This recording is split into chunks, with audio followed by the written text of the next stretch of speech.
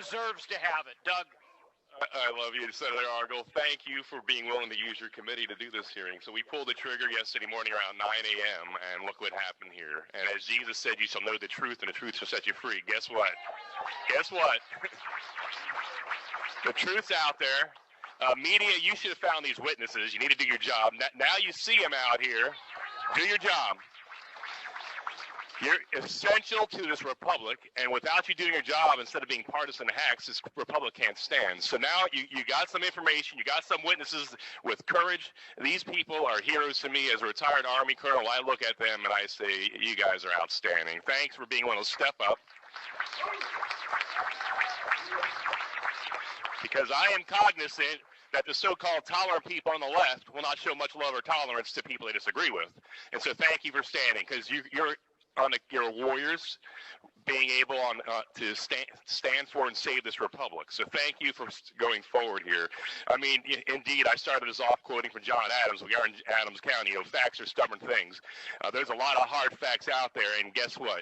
As history and change in 1863 in Gettysburg, back then in July 1st, 2nd, and 3rd, so on this day, history is changing for our country and state back at Gettysburg once again.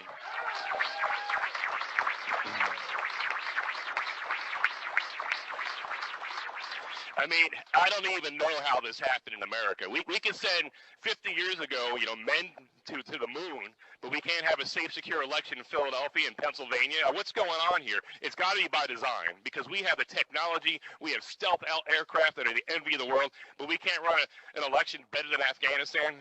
Congressman Perry, you and I are in Afghanistan. And I don't know how in the heck Afghanistan has more secure, safe elections than Pennsylvania does. I mean, beam me up, Scotty. There's no sign of intelligent life anywhere. Really. We move heaven and earth with American dollars to secure elections in Iraq and Afghanistan and elsewhere. We can't do it in our own state. It's by design. There's people in Pennsylvania not interested in safe, secure elections. And we have to correct this. There's two things that need to happen. First off, we need to make sure the real winner is sent forth from this presidential election. And number two,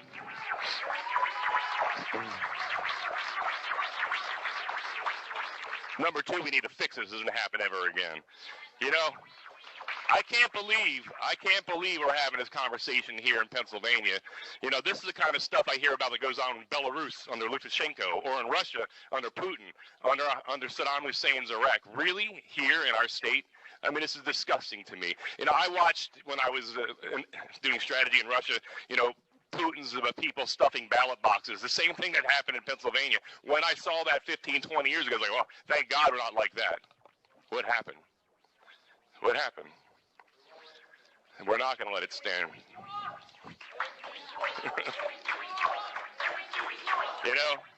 I saw, you have to forgive people because we are a constitutional republic, so I'll forgive those that say democracy, but I saw one man had a sign in Philadelphia, and the irony wasn't lost on me. Democracy dies in Philadelphia. Can you imagine the irony of that? Where the light of liberty was lit in 1776, it transformed this world. Where in this very same state, a new birth of freedom. And then, of course, let's not forget 2001, Todd Beamer. Let's roll. You know what? It's our time to roll. This is no time. Democracy can die in darkness, in dark rooms with no transparency and accountability. We're shining light on this darkness here. We're going to take our state back. We're not standing aside in this hour. As Representative Metcalf rightly said, in 1994, there was so much shenanigans and cheating in the Marks versus Stinson case that a federal district judge threw out the election results, took a senator out of Harrisburg, state senator, and put the Republican in because the election results were so corrupted. So we do have a precedent here, federal courts, and I hope you take a hard look at that here. Has our election results in Pennsylvania at the presidential and other levels been so corrupted that the results have to be thrown out? That's going to be a case you're going to have to make before the Supreme Court there, but it sure sounds like something stinks in Denmark or in Philadelphia. I don't know.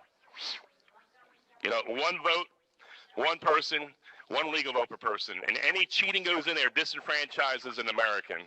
And I can't believe this is happening here, and we're not going to let it stand. I don't know why it's so hard. I know it's hard because this has been going on here for a lot longer than we imagine. But in Galatians 6:9, we're told by St. Paul, grow not weary doing good, because in due time you'll reap your harvest. We're going to reap our harvest.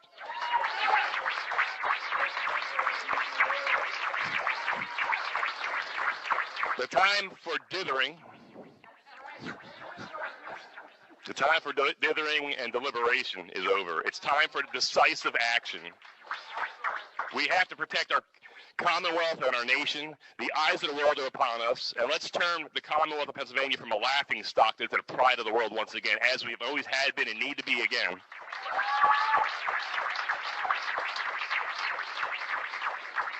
This is our day, this is our hour, this is our time. So yes, Mr. Franklin, a republic, if you can keep it, we're going to keep it. Can you keep it? Can you? Will you? We're going to keep the republic. Thank you, and God bless you all.